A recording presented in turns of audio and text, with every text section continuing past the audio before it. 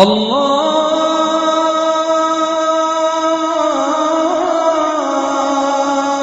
আকবার, আল্লাহু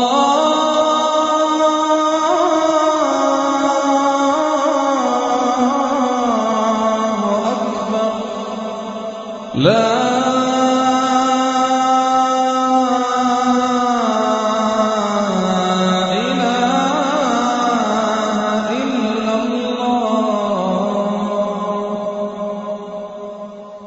আল্লাহ রাব্বুল আলামিন কিয়ামতের ময়দানে 4টি প্রশ্নের উত্তর দেওয়া ছাড়া একজন মানুষকে পা নাড়াতে দিবেন না।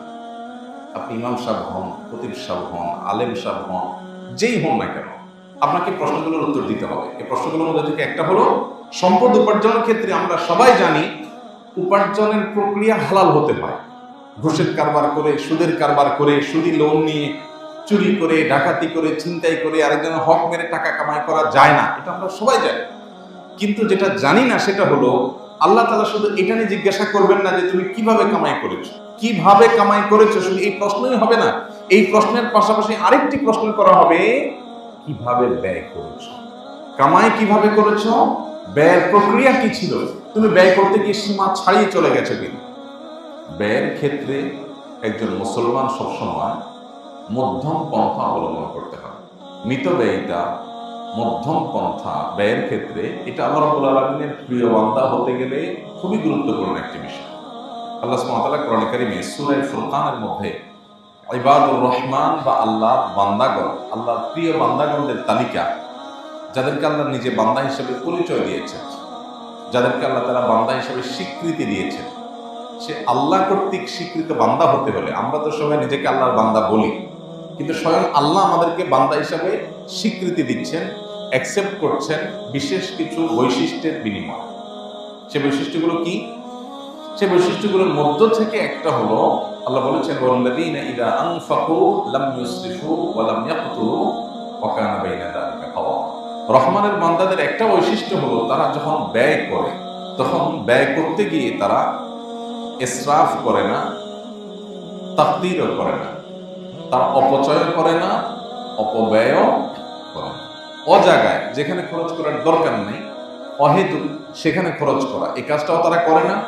আর যেখানে খরচ করা দরকার কিন্তু সেখানে যতটুকু দরকার ততটুকু করে, এর চেয়ে বেশি করে না, অপচয় করে না। এটা গুরুত্বপূর্ণ একটা বিষয়। আজকের বাস্তবতায় আমরা যারা নিজেদেরকে মুসলমান দাবি করছি, এমনকি যারা মাশাআল্লাহ অন্যান্য ক্ষেত্রে প্র্যাকটিসিং মুসলিমের পরিচয় ধারণ করছে, সমাজের কাছে স্বীকৃত প্র্যাকটিসিং মুসলিম হিসাবে, সেই ভাইদের মধ্যে, সে বোনদের মধ্যেও এই রোগটা এখন প্রকট আকার ধারণ করেছে। আমরা ব্যয়ের ক্ষেত্রে প্রচুর অপচয় করি, অপব্যয় করি, এবং এটার জন্য যে আল্লাহর কাছে জবাবদিহিতা আছে, এখানেও যে হালাল হারামের ব্যাপার আছে, আমরা অনেকে জানি না।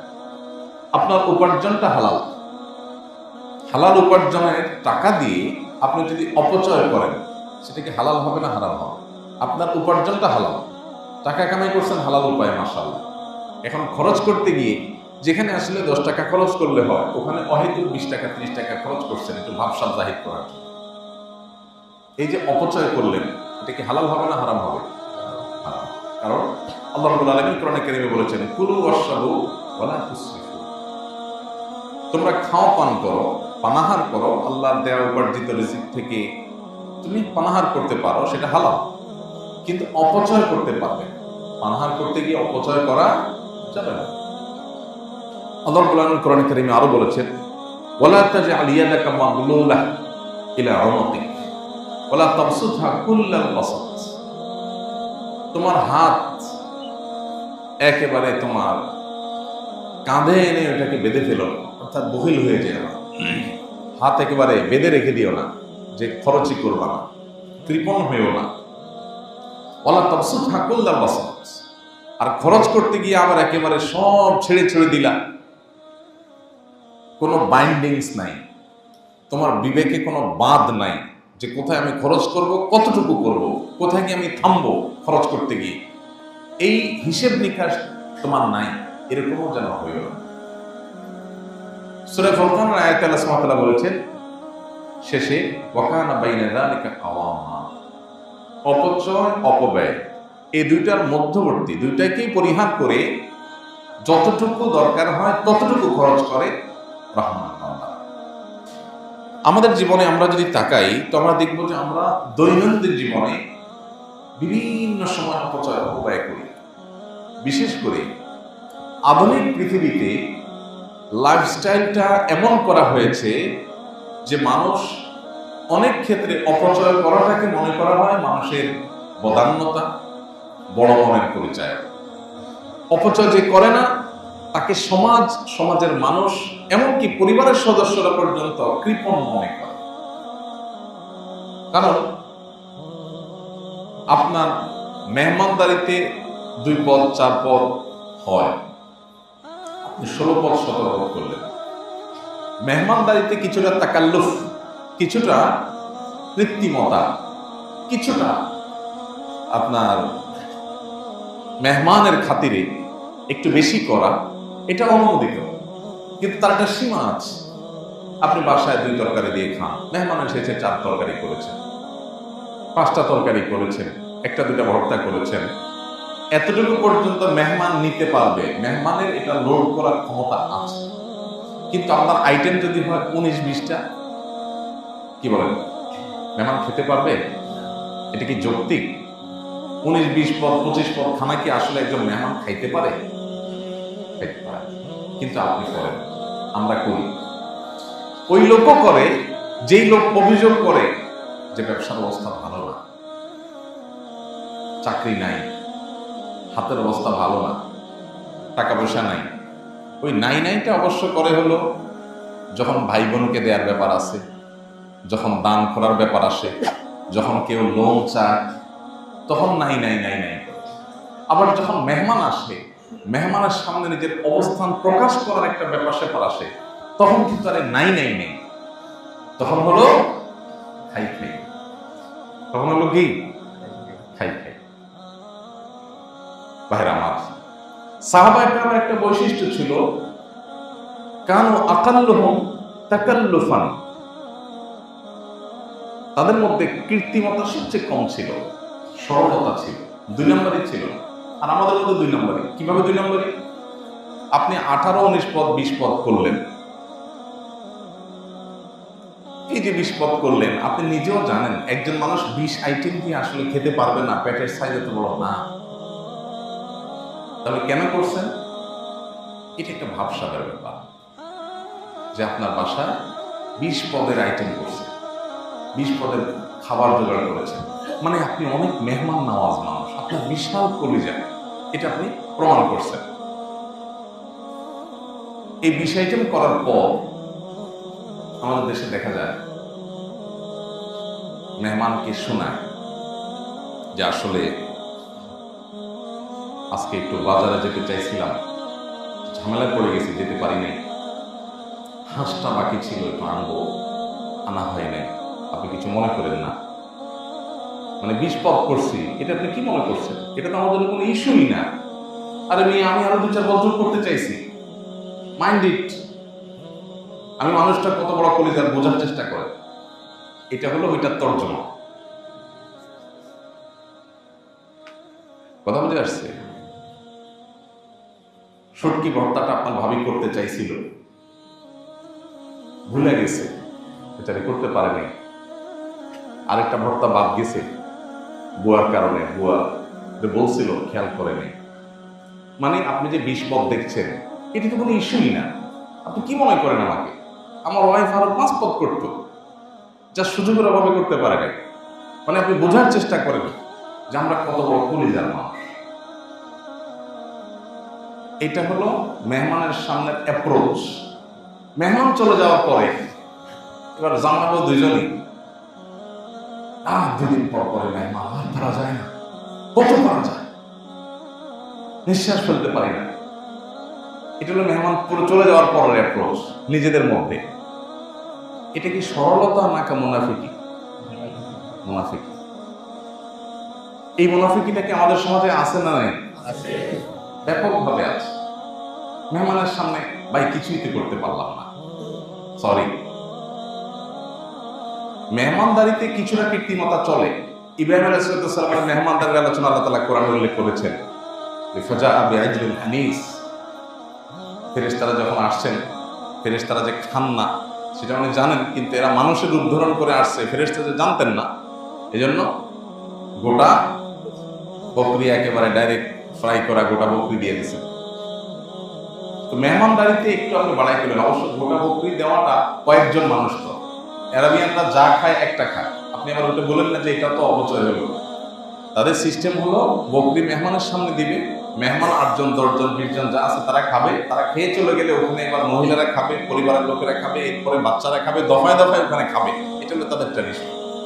এখনকার অবশ্য অপচয়ের ক্ষেত্রে গোটা পৃথিবীতে তারা চ্যাম্পিয়ন হয়। যেই পরিমাণ খানা তারা অপচয় করে, এটা পৃথিবীতে তারা ছাড়া এত অপচয় পৃথিবীতে কোনো জাতি করে না। দুর্ভাগ্য আমাদের জন্য ভাইরা। তো আমি যেটা বলছিলাম, এই যে অপচয়, আমি একটা উদাহরণ দিলাম মেহমানদারের ক্ষেত্রে। আননেসেসারি, অপ্রয়োজনীয় হিউজ করলেন। বিয়ে শাদীতে যেটা হয় সেটা তো বলার অপেক্ষা রাখে। কদিন আগে আমার পরিচিত এক ভদ্রলোক তার খুব কাছের একজনের বিয়ের গল্প দিলেন যে কয় হাজার যেন মেহমান, আমন্ত্রিত মেহমান, 1000 বা 2000 বা আরো বেশি হবে সম্ভবত, ঠিক একটা মনে। এই মেহমানদের সবাইকে বিয়েতে আসার জন্য সবার জন্য ড্রেস প্রোভাইড করা হয়েছে।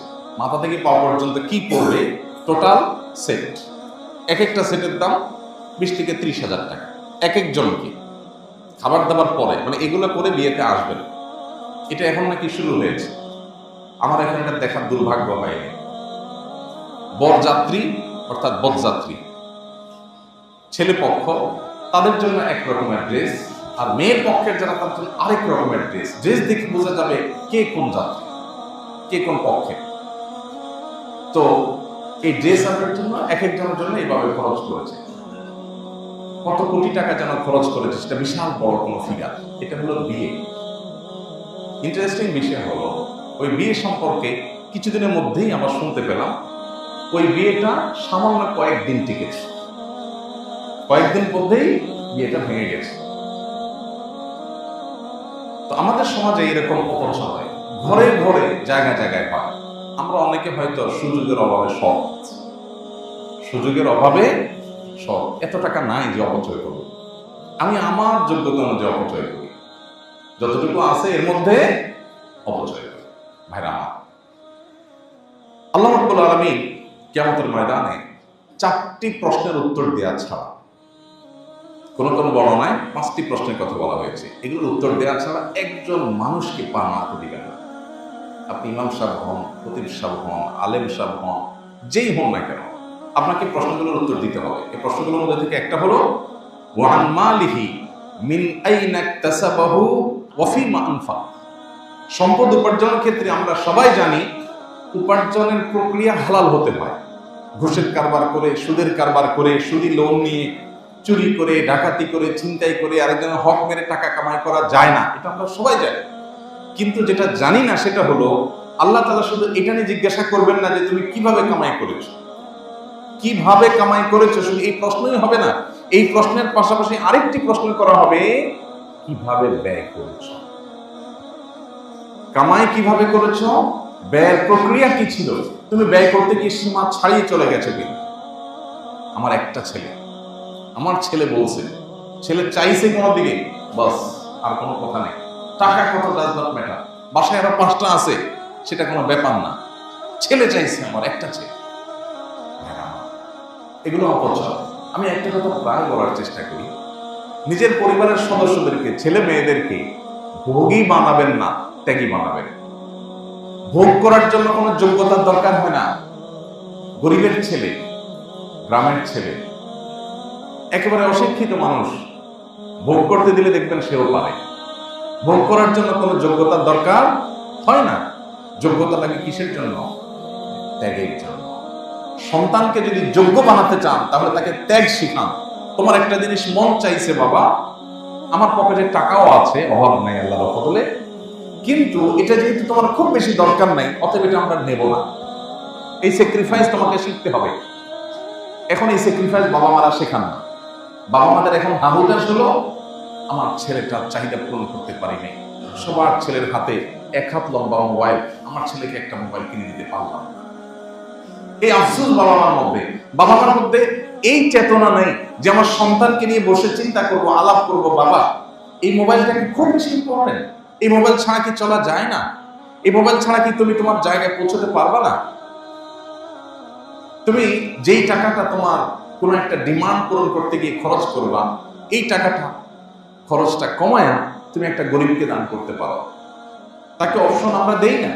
আমরা চিন্তা করি আমার ছেলে চাইছে, একটা ছেলে একটা মেয়ে, কারণ একটা বেশিতে এখন আর নাই, বেশিরভাগই একটার মধ্যে সীমাবদ্ধ, কারণ আমরা অনেক স্মার্ট। তো ছেলে মেয়েদের চাহিদা পূরণ করতে গিয়ে, পরিবারের সদস্যদের চাহিদা পূরণ করতে গিয়ে, নিজেদের যে দুনিয়াবি ডিমান্ড আছে এটাকে পূরণ করতে গিয়ে আমরা পাগল করা হয়ে যায়। আমাদের কোনো হুঁশ থাকে না, কত খরচ করছে, কত ব্যয় হচ্ছে, আমাদের কাছে কোনো গুরুত্বপূর্ণ বিষয় নয়। আল্লাহ তাআলা আমাদেরকে হেদায়েত দান করুন। গোটা পৃথিবীতে যদি আপনি তাকান, দেখতে পাবেন গোটা দুনিয়া এখন ভোগবাদের জয় জয়কার চলছে। চতুর্দিকে শুধু ভোগ আর ভোগ ছাড়া কিচ্ছু দেখবেন না। ইসলাম মানুষকে কন্ট্রোল করতে বলে, কন্ট্রোলিং শেখাইতে আসছে ইসলাম, যে আপনি জায়গায় জায়গায় কন্ট্রোল করবেন, কন্ট্রোল করা শিখাবেন, পরিবারের সদস্যদেরকে নিয়ন্ত্রণ শিখাবেন। আমি যেখানে সেখানে পা দেব না, যেখানে সেখানে হাত দেব না, যেটা সেটা কিনবো না, যেটা সেটা করব না, ভাবসাব জাহির করার জন্য, সমাজে মানুষের কাছ থেকে ওয়াও শোনার জন্য আমি যদি কোনো কিছু করি, তাহলে এটা আমার নিচু চিন্তার প্রমাণ বহন করে, এটা উঁচু চিন্তার প্রমাণ বহন করে। সম্পদ হলেই ভোগ করতে হবে, ভোগবাদী হইতে হবে, অপচয়কারী হইতে হবে, টাকা পয়সা উড়াইতে হবে, এটা ছোট লোকের চিন্তা, এটা কখনো বড় লোকের চিন্তা না। তাহলে বড় লোকের চিন্তা কি? বড় লোকের চিন্তা হলো আল্লাহ আমাকে অর্ডার দিয়েছে, তারপর আমি সাদা মাটা চললাম, আমার অর্ডার দিয়ে মানুষের উপকার করলাম, মানুষের সেবা করলাম। অনেকে আছেন সামান্য একটু শখ পূরণ করতে গিয়ে লাখ টাকা উড়িয়ে দিচ্ছেন, সামান্য শখ, যে শখটা আসলে খুব বেশি গুরুত্বপূর্ণ কিছু না, সেটার জন্য তিনি লাখ টাকা উড়িয়ে দিচ্ছেন। অথচ এই লক্ষ টাকা অনেক অসহায় পরিবার যারা বৃষ্টিতে তাদের ঘরে, কুলের ঘরে পানি পড়ে জবজব করে, শীত নিবারণ করতে পারে না, 1 লক্ষ টাকা দিলে তারা মাথা গোজাবার জন্য একটা ছোট টিনের ঘর করতে পারে, একটা পরিবার একটা স্থায়ী সমাধান হতে পারে, বছরকে বছর সেখানে বসবাস করতে পারে পরিবার নিয়ে, বাচ্চাদেরকে নিয়ে। আমি সেটা মাত্র আমার সামান্য একটু শখ পূরণ করার জন্য খরচ করছি। 1 বিন্দু পরিমাণ বুকের মধ্যে আমার অপরাধ বোধ আমার মধ্যে জাগ্রত হচ্ছে না, আমার মধ্যে একটু বাধা আসছে না, একটু আমার সেন্স কাজ করছে না। এটা ইন্ডিকেটর। কিসের ইন্ডিকেটর? যে আমি আসলে ফাসিক আছি, আমি আখিরাতমুখী না, আমি আল্লাহমুখী না। গোটা পৃথিবীতে ভোগবাদের জয় জয়কার। ভোগবাদকে এমন ভাবে প্রতিষ্ঠা করা হয়েছে যে লাইফ যত এক্সপেন্সিভ হবে তত উন্নত দেশ। গোটা পৃথিবীতে তাকান, যেই দিকে তাকাবেন, যেই দেশে যাবেন, যেই দেশে লাইফ যত বেশি এক্সপেন্সিভ, যেখানে জীবন ধারণ করতে 1 গাদা টাকা লাগে, সে দেশ তত উন্নত। এটা হলো আমাদের কাছে উন্নত হওয়ার ডেফিনিশন। স্বামীর একার উপার্জনে চলতে পারে না, স্ত্রীকেও কামাই করতে হয়, সেটা উন্নত। এই যে উন্নতির যে ডেফিনেশনটা আমাদের ব্রেইনে সেটেল হয়ে আছে, এস্টাবলিশড হয়ে আছে, আমাদের সমাজে প্রতিষ্ঠিত হয়ে আছে, এই জায়গাটাকে আমাদের একটু ভাবতে হবে, আসলে কি এটা উন্নতি? স্বামী স্ত্রী দুজন মিলে পাবে যাচ্ছেন, দিনভর ছুটাছুটি করছেন, দুজনেই 8 ঘন্টা 8 ঘন্টা ডিউটি করে আসছেন, করে 1 গাদা টাকা কামাই করছেন।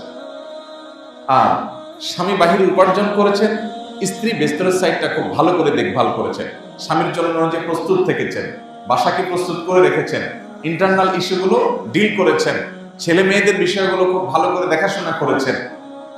কিন্তু উপার্জন খুব বেশি করতে পারেন নাই, যেহেতু দুজন উপার্জন করছেন না। সুখ কি প্রথম অপশনে বেশি হবে না দ্বিতীয় অপশনে বেশি হবে? কোনো সন্দেহ আছে? ভাইরা আমার, গোটা দুনিয়ার দিকে তাকান, দেখবেন যে উন্নত বিশ্বে যারা গরিব, তারা গরিব কেন? বাসায় ওয়াশিং মেশিন নেই। অবশ্য বাসায় ওয়াশিং মেশিন তাদের সবার বাসায় আছে। তাহলে গরিব কেন? গরিব এই জন্য যে তাদের যে টাকা আছে এই টাকা দিয়ে মাঝে মধ্যে ট্যুরে যাবে, এটা যেতে পারছে না, ওয়াইন কেনার টাকা নেই, এই জন্য গরিব। আর আমাদের দেশে এখন গরিবের সংখ্যা চেঞ্জ হয়ে গেছে।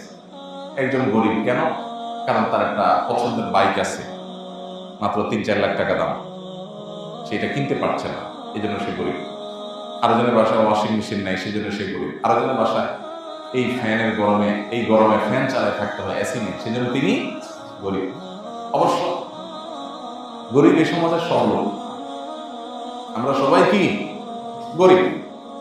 নবী করিম সাল্লাল্লাহু আলাইহি ওয়াসাল্লাম চমৎকার বলেছেন, স্বর্ণের অক্ষরে লিখবার মতো একটা হাদিস, আমি বারবার এই হাদিস আপনাদেরকে শুনিয়েছি। তিনি বলেছেন, লাইসাল গিনা বিকাসরাতিল আমল, অনেক উপায় উপকরণ, অনেক জিনিসপত্র, অনেক সহায় সম্পদ থাকলে এটাকে ধনী হওয়া বলে না, এটাকে সচ্ছলতা বলে না।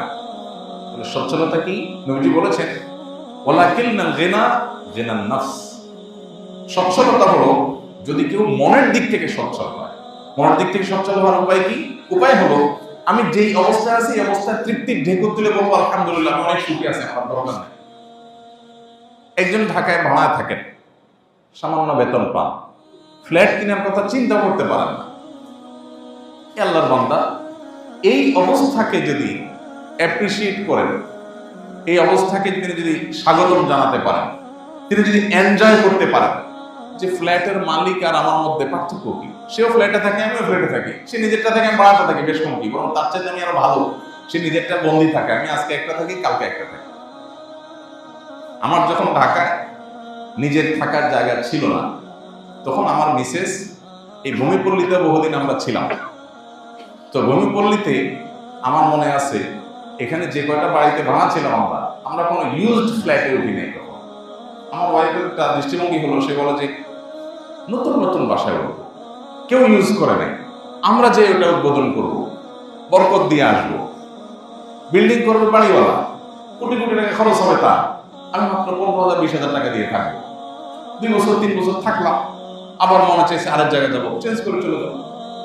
তাহলে যার ফ্ল্যাট নাই সে নিজেকে প্রবোধ দেওয়ার, সান্ত্বনা দেওয়ার, বরং খুশি হওয়ার, মনের ভেতর থেকে সত্যিকার অর্থে শুকরিয়া জানাবার বহু অপশন তার হাতে আছে।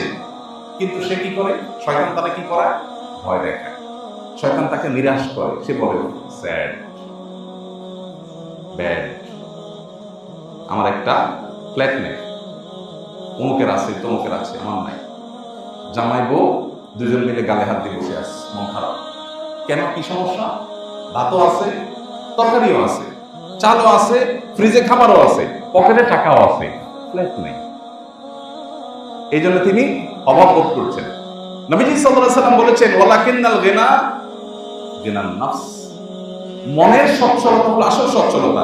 যে ব্যক্তি মনে করে আমার ফ্ল্যাট নাই, কোনো ব্যাপার না, দরকার নেই আমার ফ্ল্যাটে, যেটা আছে আলহামদুলিল্লাহ, এলো ধনী, এলো।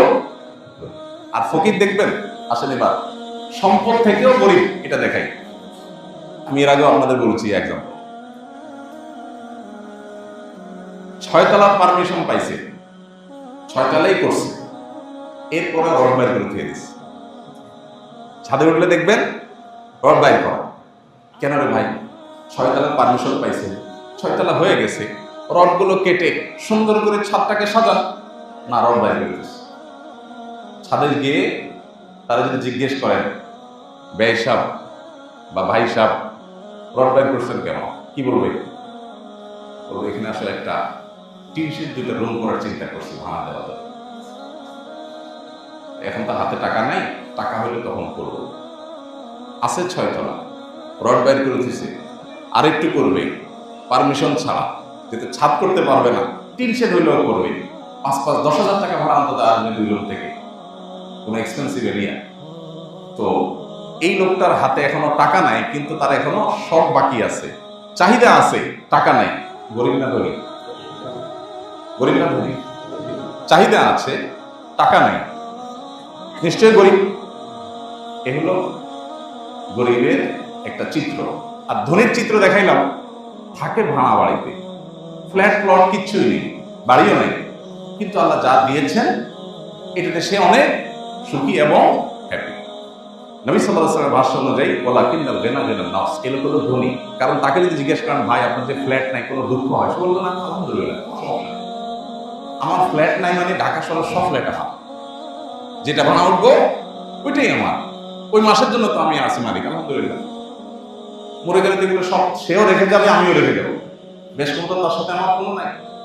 মানুষ যখন আলহামদুলিল্লাহ বলতে চায় তার হাজারটা অপশন আছে, আর যখন আলহামদুলিল্লাহ বলতে চায় না তখন হাজারো কোটি টাকার মালিক হওয়ার পরও তার আফসোস এবং ভালোবাস করার অপশন আছে। নবী করিম সাল্লাল্লাহু আলাইহি ওয়াসাল্লাম মানুষকে এই জীবন দর্শনটা দিতে চেয়েছেন। আর ভোগবাদী পৃথিবী আপনাকে সারা জীবন অভাবী করে রাখবে, মরণ পর্যন্ত আপনার অভাব থাকবে। অপচয়, অপব্যয় এবং যে কোনো অর্থ করি ব্যয়ের ক্ষেত্রে যদি আমরা নবী সাল্লাল্লাহু আলাইহি সাল্লামের বাতানো পন্থাকে অবলম্বন করি, তাহলে আমরা মানসিক এবং প্রকৃত অর্থে সুখী হতে পারবো, প্রকৃত অর্থে সচ্ছল হতে পারবো।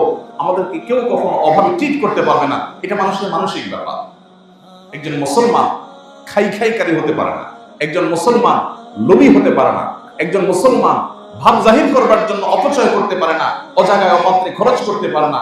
একজন মুসলমান ছেলে মেয়ে যা চাইলো তাই কিনে দিলাম, এরকম কোন বাধা এবং কোন প্রকার নিয়ন্ত্রণহীন জীবন যাপন করতে পারে না।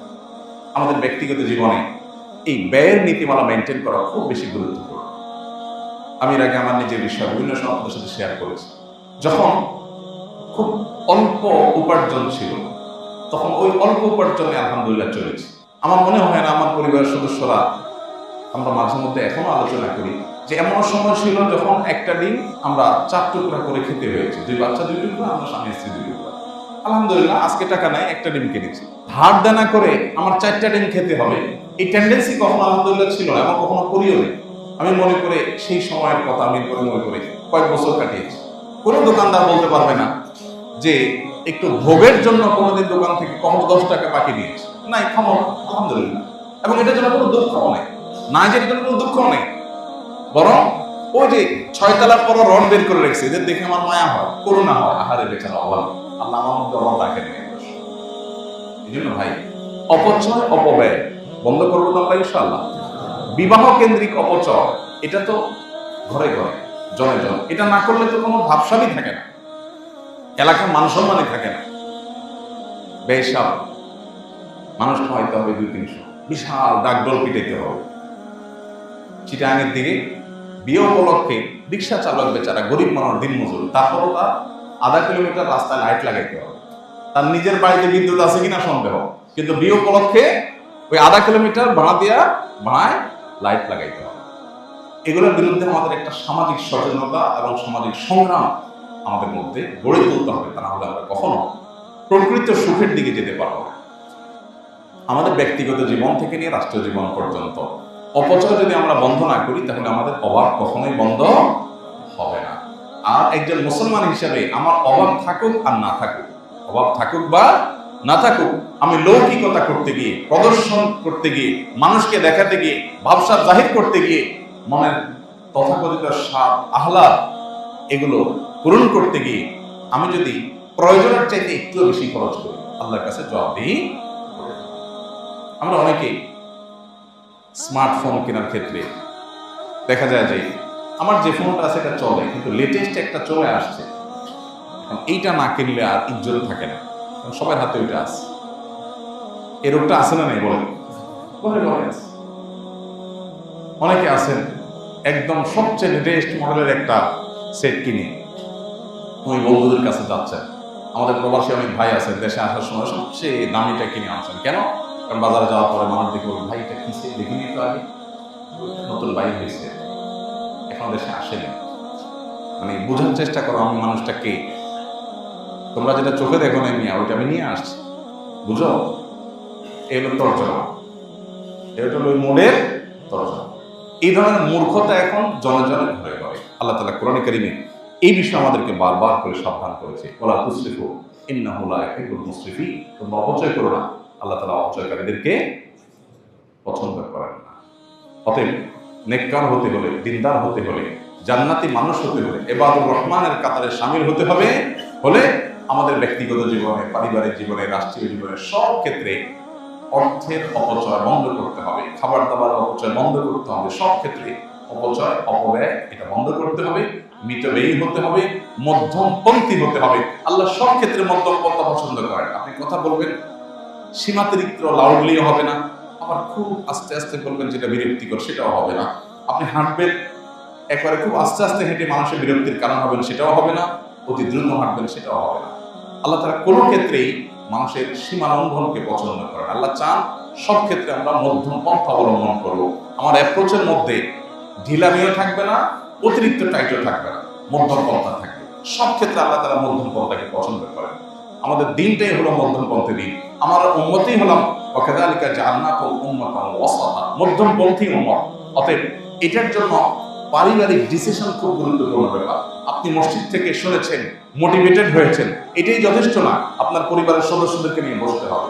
অপচয় অপব্যয় কেন করব না, কেন মিতব্যয়ী হবো আমরা, সে বিষয়ে তাদেরকে আলাপ শোনাতে হবে, তাদের সাথে আলোচনা করতে হবে, তাদেরকে কনভিন্স করতে হবে। পুরো পরিবার যখন সম্মত হবে, তারা যখন সবাই মোটিভেটেড হবেন, কনভিন্সড হবেন, তখন ইনশাআল্লাহ আপনার সামনের যাত্রাটা সুন্দর হবে। আর না হলে আপনি বলবেন মেথিলই হই, আপনার ওয়াইফ বলবে তুমি আসলে বিপদ মানুষ, এখন ওয়াজ শুনতে আসছে। বউ বাচ্চারা আপনাকে ভিন্ন কথা শোনাবে। এই জন্য তাদেরকে কনভিন্স করতে হয়, গোটা পরিবারকে দিন বোঝাতে হয়। ইসলামের জীবন দর্শনটা হলো আমরা খাই বাঁচার জন্য। মুসলমানরা খাই কিসের জন্য? বাঁচার জন্য। আর অমুসলমান বাঁচে খাওয়ার জন্য। যাদের ঈমান নাই আখিরাতের প্রতি, তারা বাঁচে কিসের জন্য? খাওয়ার জন্য।